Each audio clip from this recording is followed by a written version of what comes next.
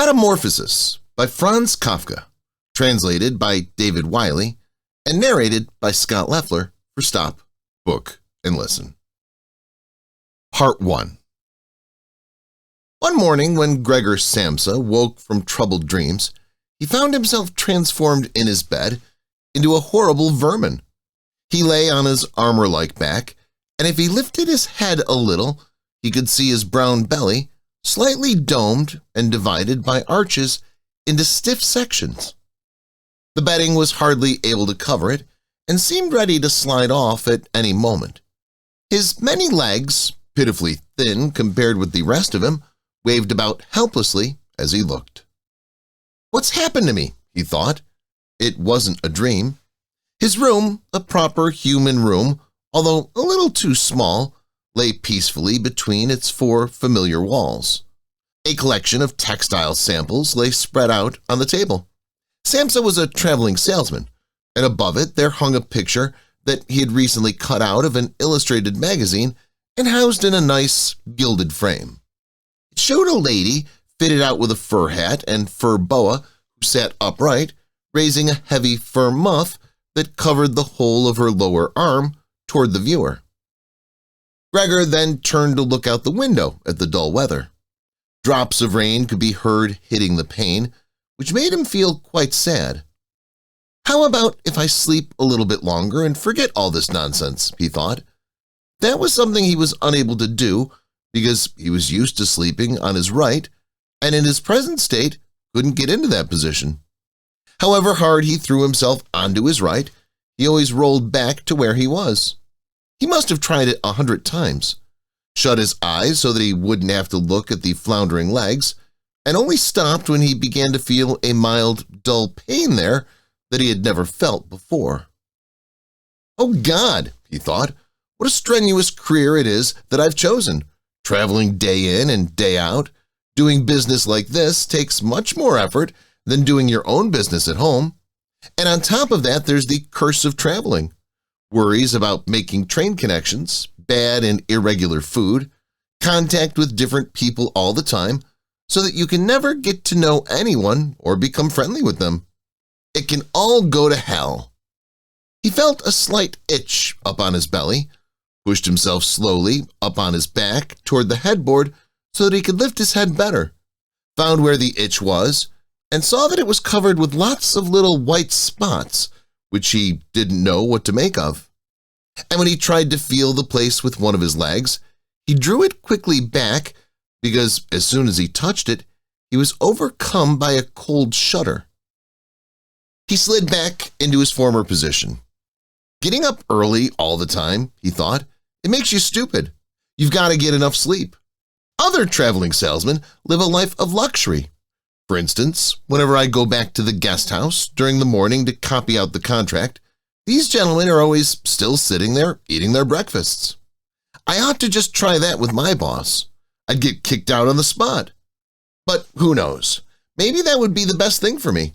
If I didn't have my parents to think about, I'd have given him my notice a long time ago. I'd have gone up to the boss and told him just what I think. Tell him everything, I would. Let him know just what I feel. He'd fall right off his desk. And it's a funny sort of business to be sitting up there at your desk, talking down at your subordinates from up there, especially when you have to go right up close because the boss is hard of hearing. Well, there's still some hope. Once I've got the money together to pay off my parents' debt to him, another 5 or 6 years, I suppose, that's definitely what I'll do. That's when I'll make the big change. First of all, though, I've got to get up. My train leaves at 5. And he looked over at the alarm clock, ticking on the chest of drawers. God in heaven, he thought. It was 6:30, and the hands were quietly moving forwards. It was even later than 6:30, more like 6:45.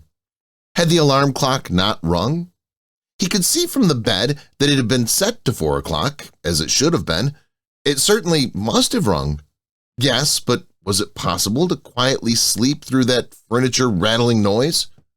True, he had not slept peacefully, but probably all the more deeply because of that. What should he do now? The next train went at 7. If he were to catch that, he would have to rush like mad, and the collection of samples was still not packed, and he did not at all feel particularly fresh and lively. And even if he did catch the train, he would not avoid his boss's anger, as the office assistant would have been there to see the 5 o'clock train go. He would have to put in his report about Gregor's not being there a long time ago.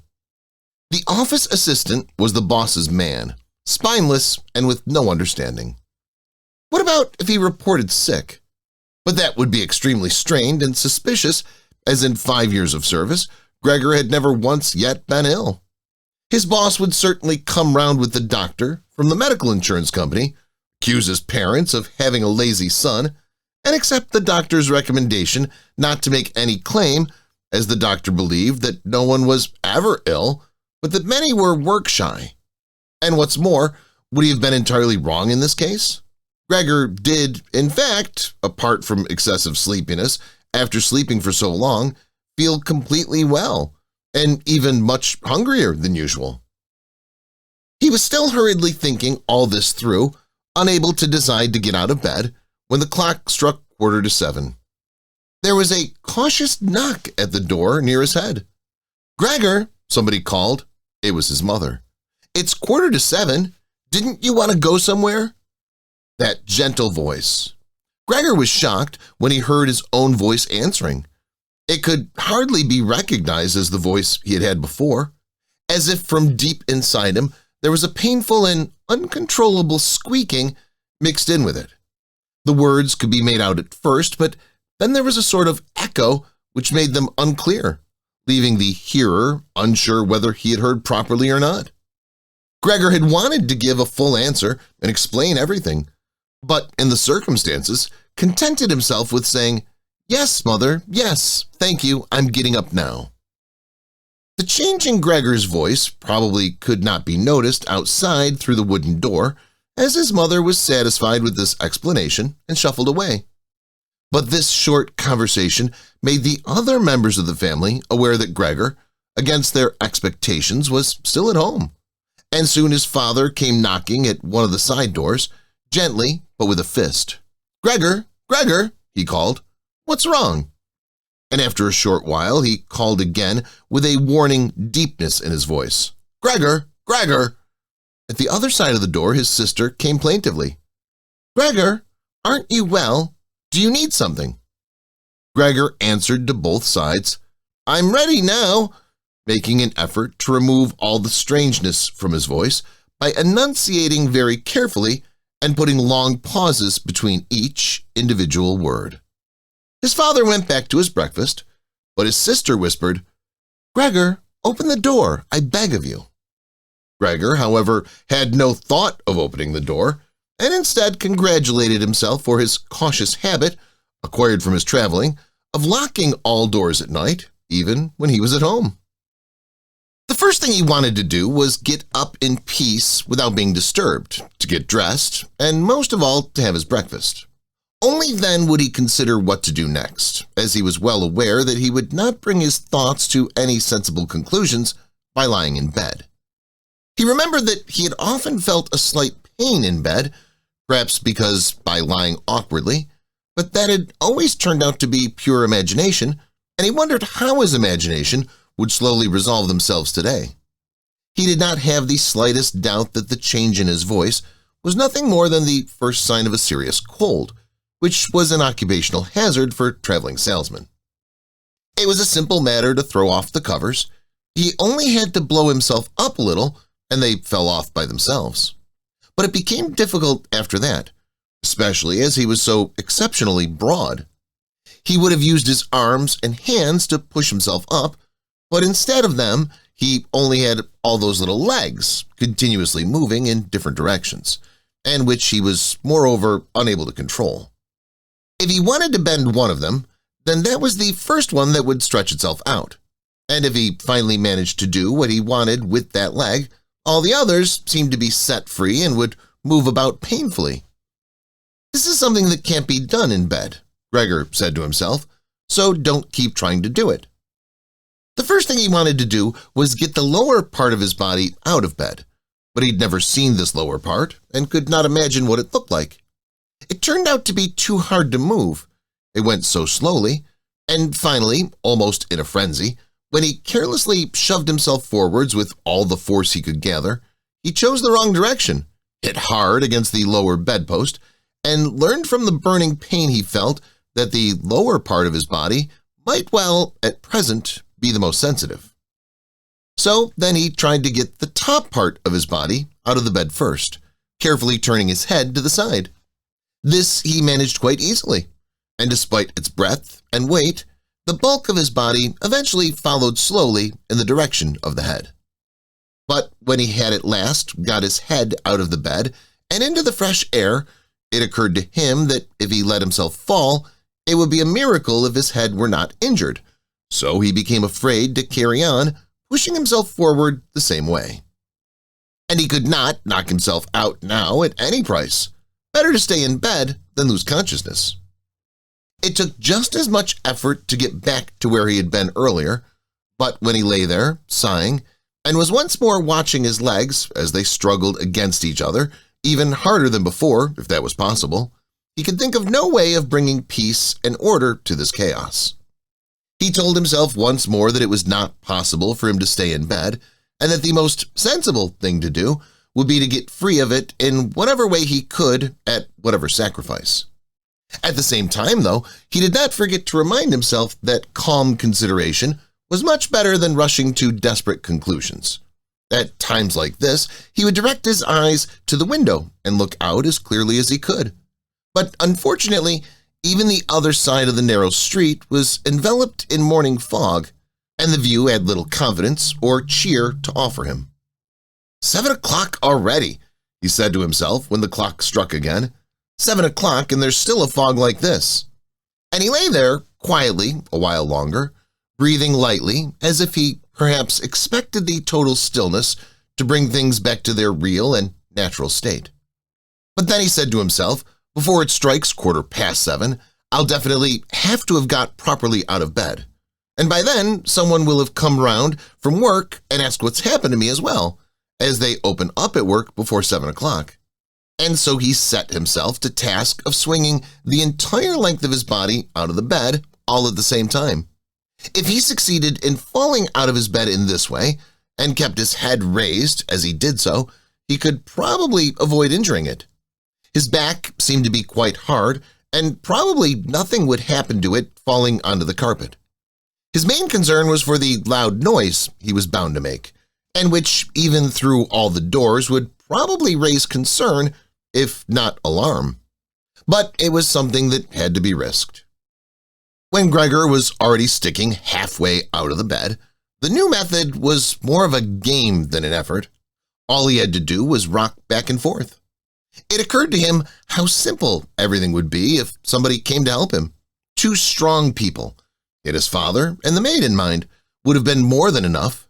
They would only have to push their arms under the dome of his back, peel him away from the bed, bend down with the load, and then be patient and careful as he swang over onto the floor, where hopefully the little legs would find a use. Should he really call for help, though, even apart from the fact that all the doors were locked? Despite all the difficulty he was in, he could not suppress a smile at this thought.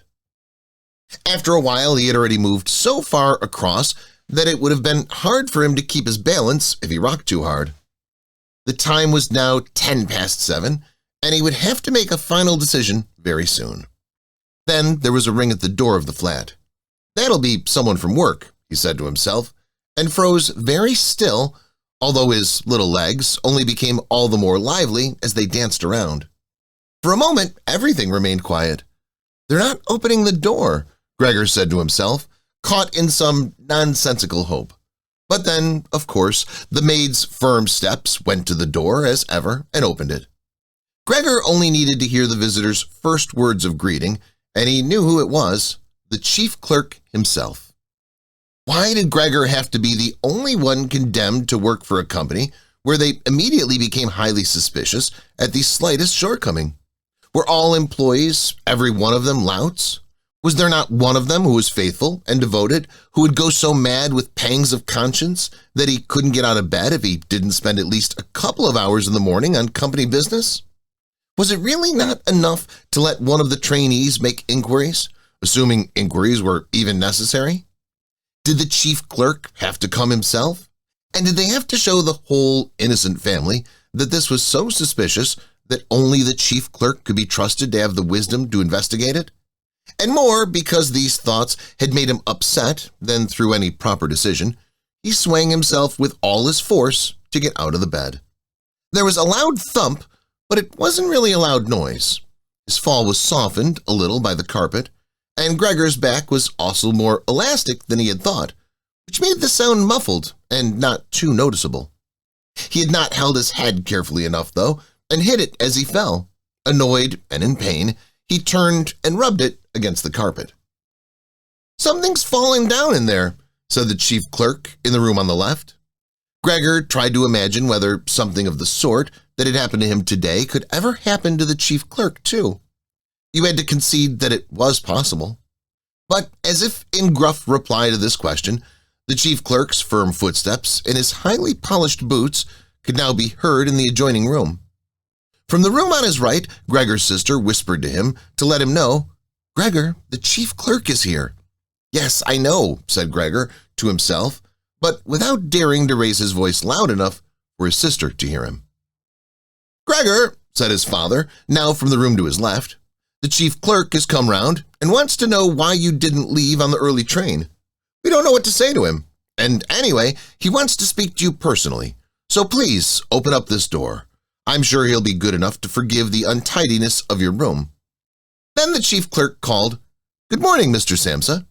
"He isn't well," said his mother to the chief clerk, while his father continued to speak through the door. "He isn't well, believe me. Why else would Gregor have missed a train? The lad only ever thinks about the business. It nearly makes me cross the way he never goes out in the evenings. He's been in town for a week now, but stayed home every evening. He sits with us in the kitchen and just reads the paper or studies train timetables.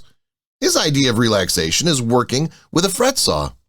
He's made a little frame, for instance. It only took him 2 or 3 evenings. You'll be amazed how nice it is. It's hanging up in his room. You'll see it as soon as Gregor opens the door. Anyway, I'm glad you're here. We wouldn't have been able to get Gregor to open the door by ourselves. He's so stubborn. And I'm sure he isn't well. He said this morning that he is, but he isn't." "I'll be there in a moment," said Gregor slowly and thoughtfully, but without moving so that he would not miss any word of the conversation. "Well, I can't think of any other way of explaining it," Mrs. Samsa said to the chief clerk. "I hope it's nothing serious, but on the other hand, I must say that if we people in commerce ever become slightly unwell, then fortunately, or unfortunately, as you like, we simply have to overcome it because of business considerations." "Can the chief clerk come in to see you now?" asked his father impatiently, knocking at the door again. "No," said Gregor. In the room on his right, there followed a painful silence. In the room on his left, his sister began to cry. So why did his sister not go and join the others? She had probably only just got up and had not even begun to get dressed. And why was she crying? Was it because he had not got up and had not let the chief clerk in? Because he was in danger of losing his job? And if that happened, his boss would once more pursue their parents with the same demands as before? There was no need to worry about things like that yet. Gregor was still there and had not the slightest intention of abandoning his family. For the time being, he just lay there on the carpet, and no one who knew the condition he was in would seriously have expected him to let the chief clerk in. It was only a minor discourtesy, and a suitable excuse could easily be found for it later on. It was not something for which Gregor could be sacked on the spot. And it seemed to Gregor much more sensible to leave him now in peace instead of disturbing him with talking at him and crying. But the others didn't know what was happening. They were worried that would excuse their behavior. The chief clerk now raised his voice. "Mr. Samsa," he called to him, "what's wrong? You barricade yourself in your room. Give us no more than yes or no for an answer. You're causing serious and unnecessary concern to your parents, and you fail, and I mention this just by the way, you fail to carry out your business duties in a way that's quite unheard of. I'm speaking here on behalf of your parents and of your employer, and really must request a clear and immediate explanation. I'm astonished, quite astonished. I thought I knew you as a calm and sensible person, and now you suddenly seem to be showing off with peculiar whims. This morning, your employer did suggest a possible reason for your failure to appear. It's true. It had to do with the money that was recently entrusted to you. But I came near to giving him my word of honor that that could not be the right explanation. But now that I see your incomprehensible stubbornness, I no longer feel any wish whatsoever to intercede on your behalf. And nor is your position all that secure. I had originally intended to say all this to you in private, but since you caused me to waste my time here for no good reason, I don't see why your parents should not also learn of it. Your turnover has been very unsatisfactory of late. I grant you that it's not the time of year to do especially good business. We recognize that. But there simply is no time of year to do no business at all, Mr. Samsa. We cannot allow there to be. But sir, called Gregor, beside himself and forgetting all else in the excitement, I'll open up immediately. Just a moment. I'm slightly unwell, an attack of dizziness. I haven't been able to get up. I'm still in bed now. I'm quite fresh again now, though. I'm just getting out of bed. Just a moment. Be patient. It's not quite as easy as I'd thought. I'm quite all right now, though. It's shocking what can suddenly happen to a person. I was quite all right last night. My parents know about it, perhaps better than me. I had a small symptom of it last night already. They must have noticed it. I don't know why I didn't let you know at work, but you always think you can get over an illness without staying at home. Please don't make my parents suffer. There's no basis for any of the accusations you're making. Nobody ever said a word to me about any of these things. Maybe you haven't read the latest contracts I sent in. I'll set off with the 8 o'clock train as well. These few hours of rest have given me strength. You don't need to wait, sir. I'll be in the office soon after you. And please be so good as to tell that to the boss and recommend me to him. And while Gregor gushed out these words, hardly knowing what he was saying, he made his way over to the chest of drawers. This was easily done, probably because of the practice he had already had in bed, where he now tried to get himself upright. He really did want to open the door, really did want to let them see him and to speak with the chief clerk. The others were being so insistent, and he was curious to learn what they would say when they caught sight of him. If they were shocked, then it would no longer be Gregor's responsibility, and he could rest. If, however, they took everything calmly, he would still have no reason to be upset, and if he hurried, he really could be at the station for 8 o'clock. The first few times he tried to climb up on the smooth chest of drawers, he just slid down again. But he finally gave himself one last swing and stood there upright. The lower part of his body was in serious pain, but he no longer gave any attention to it. Now he let himself fall against the back of a nearby chair and held tightly to the edges of it with his little legs. By now, he had also calmed down and kept quiet so he could listen to what the chief clerk was saying. "Did you understand a word of all that?" the chief clerk asked his parents. "Surely he's not trying to make fools of us." "Oh, God," cried his mother, who was already in tears. "He could be seriously ill, and we're making him suffer. Greta, Greta," she then called. "Mother," his sister called from the other side. They communicated across Gregor's room. "You'll have to go for the doctor straight away. Gregor is ill. Quick, get the doctor. Did you hear the way Gregor spoke just now? That was the voice of an animal," said the chief clerk, with a calmness that was in contrast with his mother's screams. "Anna, Anna," his father called into the kitchen through the entrance hall, clapping his hands. "Get a locksmith here now." And the two girls, their skirts swishing, immediately ran out through the hall, wrenching open the front door of the flat as they went. How had his sister managed to get dressed so quickly? There was no sound of the door banging shut again. They must have left it open. People often do in homes where something awful has happened. Gregor, in contrast, had become much calmer, so they couldn't understand his words anymore, although they seemed clear enough to him, clearer than before. Perhaps his ears had become used to the sound. They had realized, though, that there was something wrong with him and were ready to help. The first response to his situation had been confident and wise, and that made him feel better. He felt that he had been drawn back in among people, and from the doctor and the locksmith he expected great and surprising achievements, although he did not really distinguish one from the other. Whatever was said next would be crucial.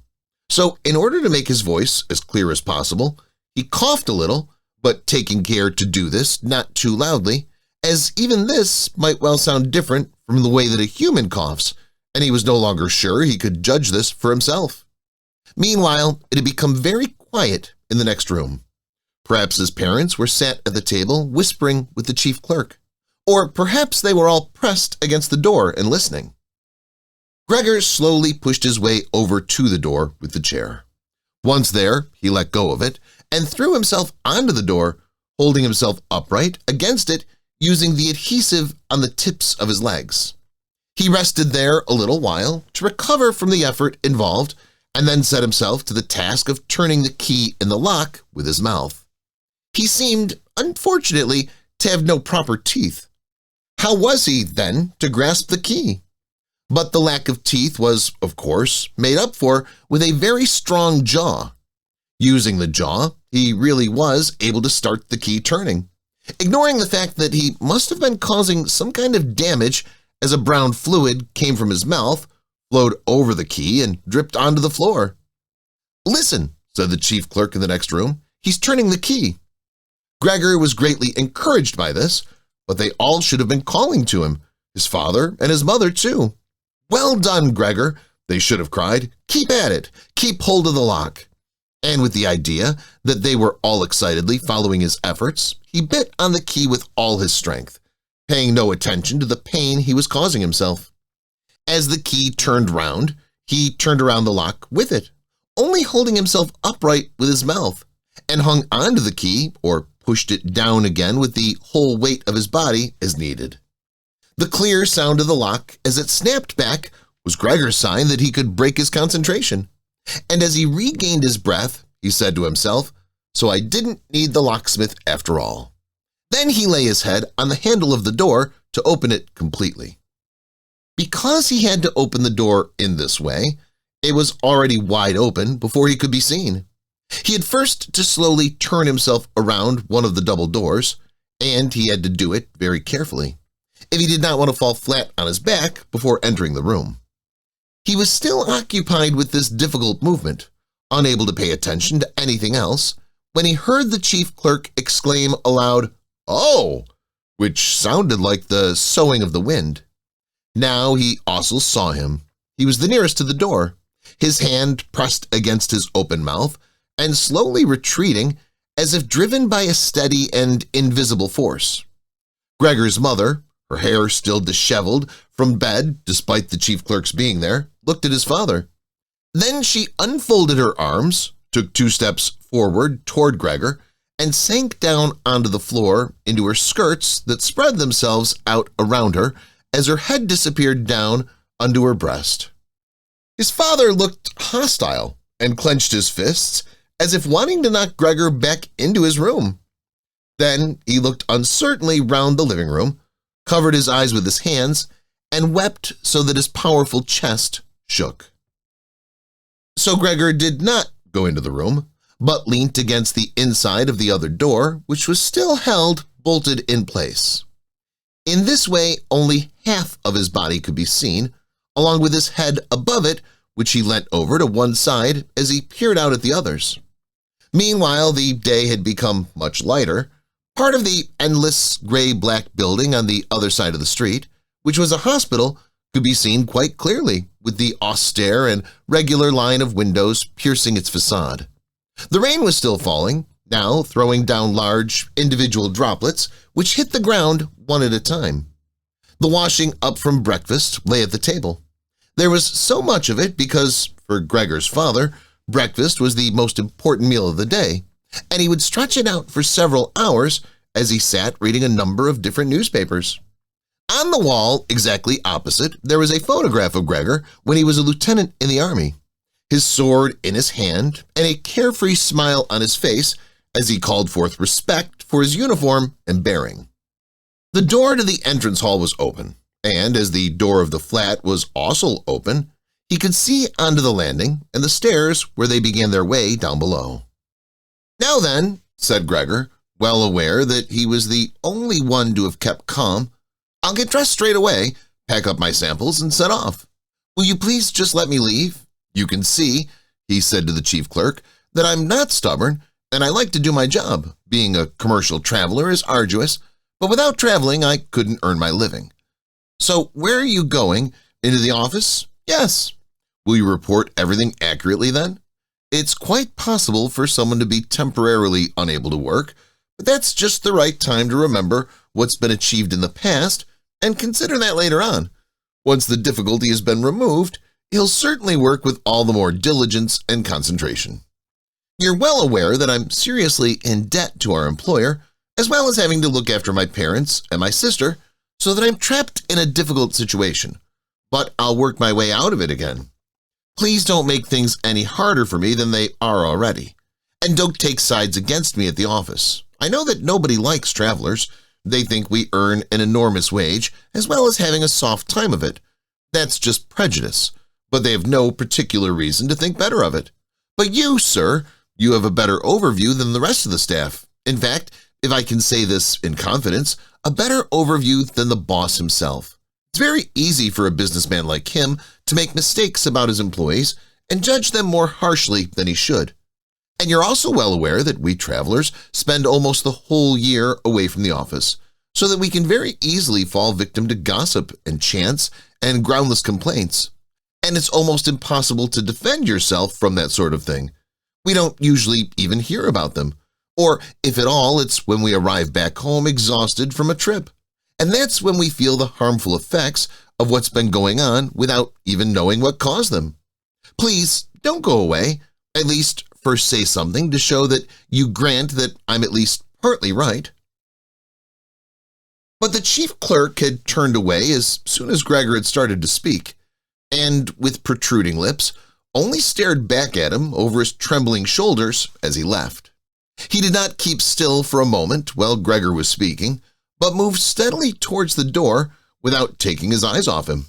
He moved very gradually, as if there had been some secret prohibition on leaving the room.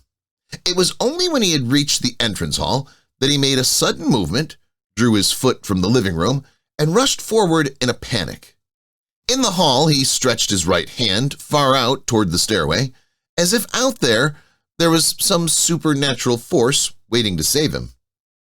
Gregor realized that it was out of the question to let the chief clerk go away in this mood if his position in the firm was not to be put into extreme danger.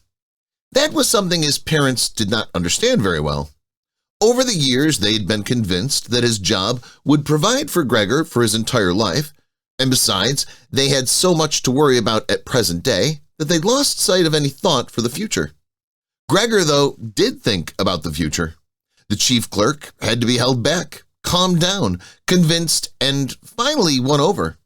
The future of Gregor and his family depended on it. If only his sister were here. She was clever. She was already in tears while Gregor was still lying peacefully on his back. And the chief clerk was a lover of women. Surely she could persuade him. She would close the front door in the entrance hall and talk him out of his shocked state. But his sister was not there. Gregor would have to do the job himself. And without considering that he still was not familiar with how well he could move about in his present state, or that his speech still might not, or probably would not, be understood, he let go of the door, pushed himself through the opening, tried to reach the chief clerk on the landing, who, ridiculously, was holding onto the banister with both hands. But Gregor fell immediately over, and, with a little scream, as he sought something to hold on to, landed on his numerous little legs. Hardly had that happened than, for the first time, he began to feel all right with his body. The little legs had the solid ground under them. To his pleasure, they did exactly as he told them. They were even making the effort to carry him where he wanted to go. And he was soon believing that all his sorrows would soon be finally to an end. He held back the urge to move, but swayed from side to side as he crouched there on the floor. His mother was not far away in front of him and seemed at first quite engrossed in herself. But then she suddenly jumped up with her arms outstretched and her fingers spread, shouting, "Help! For pity's sake, help!" The way she held her head suggested she wanted to see Gregor better, but the unthinking way she was hurrying backwards showed that she did not. She had forgotten that the table was behind her with all the breakfast things on it. When she reached the table, she sat quickly down on it without knowing what she was doing, without even seeming to notice that the coffee pot had been knocked over and a gush of coffee was pouring down onto the carpet. "Mother, Mother," said Gregor gently, looking up at her. He'd completely forgotten the chief clerk for the moment, but could not help himself snapping in the air with his jaws at the sight of the flow of coffee. That sent his mother screaming anew. She fled from the table and into the arms of his father as he rushed toward her. Gregor, though, had no time to spare for his parents now. The chief clerk had already reached the stairs. With his chin on the banister, he looked back for the last time. Gregor made a run for him. He wanted to be sure of reaching him. The chief clerk must have expected something as he leapt down several steps at once and disappeared, his shouts resounding all around the staircase. The flight of the chief clerk seemed, unfortunately, to put Gregor's father into a panic as well. Until then, he'd been relatively self-controlled, but now, instead of running after the chief clerk himself, or at least not impeding Gregor as he ran after him, Gregor's father seized the chief clerk's stick in his right hand. The chief clerk had left it behind on a chair along with his hat and overcoat, picked up a large newspaper from the table with his left, and used them to drive Gregor back into his room, stamping his foot as he went. Gregor's appeals to his father were of no help. His appeals were simply not understood. However much he humbly turned his head, his father merely stamped his foot all the harder. Across the room, despite the chilly weather, Gregor's mother had pulled open a window, leant far out of it, and pressed her hands to her face. A strong draft of air flew in from the street toward the stairway. The curtains flew up, the newspapers on the table fluttered, and some of them were blown onto the floor. Nothing would stop Gregor's father as he drove him back, making hissing noises at him like a wild man. Gregor had never had any practice in moving backwards and was only able to go very slowly. If Gregor had only been allowed to turn round, he would have been back in his room straight away. But he was afraid that if he took the time to do that, his father would become impatient and there was the threat of a lethal blow to his back or head from the stick in his father's hand any moment. Eventually, though, Gregor realized that he had no choice, as he saw, to his disgust, that he was quite incapable of going backwards in a straight line. So he began as quickly as possible, and with frequent anxious glances at his father, to turn himself round. It went very slowly, but perhaps his father was able to see his good intentions, as he did nothing to hinder him. In fact, now and then, he used the tip of his stick to give directions from a distance as to which way to turn. If only his father would stop that unbearable hissing. It was making Gregor quite confused. When he had nearly finished turning round, still listening to that hissing, he made a mistake and turned himself back a little way he had just come. He was pleased when he finally had his head in front of the doorway, but then saw that it was too narrow, and his body was too broad to get through it without further difficulty. In his present mood, it obviously did not occur to his father to open the door of the double doors so that Gregor could have enough space to get through. He was merely fixed on the idea that Gregor should be got back into his room as quickly as possible. Nor would he ever have allowed Gregor the time to get himself upright as preparation for getting through the doorway. What he did, making more noise than ever, was to drive Gregor forwards all the harder, as if there had been nothing in the way. It sounded to Gregor as if there was now more than one father behind him. It was not a pleasant experience, and Gregor pushed himself into the doorway without regard for what might happen. One side of his body lifted itself. He lay at an angle in the doorway. One flank scraped on the white door and was painfully injured, leaving vile brown flecks on it.